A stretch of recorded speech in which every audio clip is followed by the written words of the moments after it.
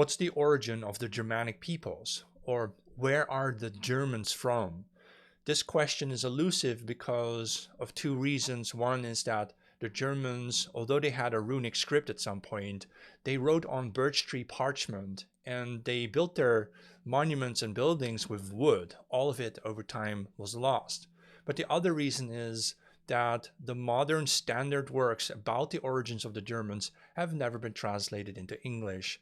So I want to show you several books here as pointers to start you off in the right direction if you want to learn more.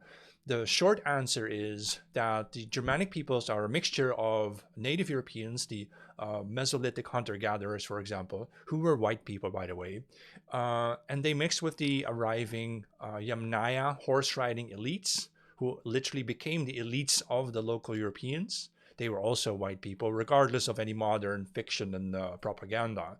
The Yamnaya were from the Pontic steppe. So you have to imagine from Europe, Northern Europe, all the way to Northeastern Asia, there is a steppe land, pastures for grazing, where these Nordic pastoralists used to live. They are sometimes called the Indo-Europeans, but that's actually British propaganda. The phrase Indo-European didn't exist until around 1850, when the British Empire recognized that they should start fusing India with Europe. But here I want to show you first a number of books to help you learn more about the origins of the Germans. This man is a Dutch philologist who was writing in the 1930s and 40s, Jan de Vries, who is basically the founder of the standard works on Germanic history and religion, and also on Norse mythology.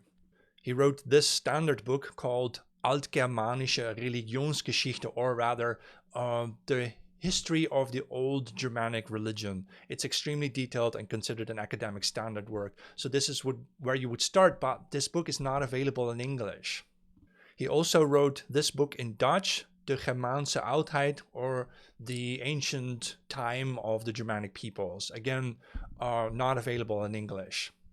He also wrote this book because he studied the Icelandic sagas as well, and he distilled from these sagas more about the dreams and the personalities, the behaviors of our Nordic Germanic type peoples. This book is called Die geistige Welt der Germanen, or The Spiritual World of the Germanic Peoples.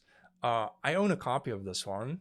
It comes in this leather binding, and it's a sort of a personal Bible to me, because when I read that book for the first time, I recognized that the thoughts, the feelings, the beliefs, the dreams align with my own. I am one of these people. And it is truly a gem to find out that you can learn about, the thoughts and the feelings of your ancestors and recognize that they are your own too.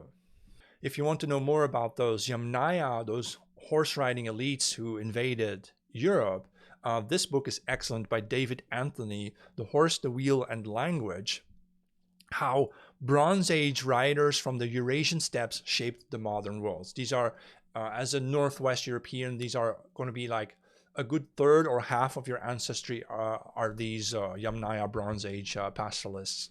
To know more about the actual history of the Germanic peoples, you can look up this book by Siegfried Fischer-Fabian, German author. The book is called Die Ersten Deutschen, or The First German People. Again, this book not been translated into English. There's also the classic by Tacitus, the Roman author who wrote about the Germanic peoples, called Germania. It's valuable because archaeological founds in modern times have confirmed that a lot of what Tacitus was writing about was real. It really happened.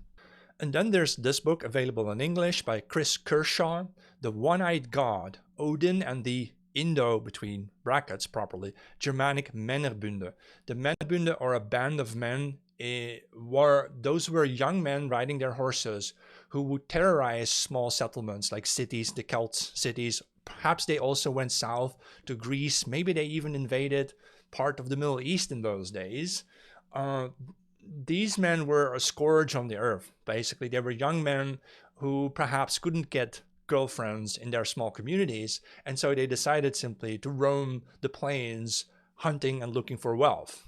This book is extremely difficult to read. It's very academic. It shows you the ancient Old Norse text and so on.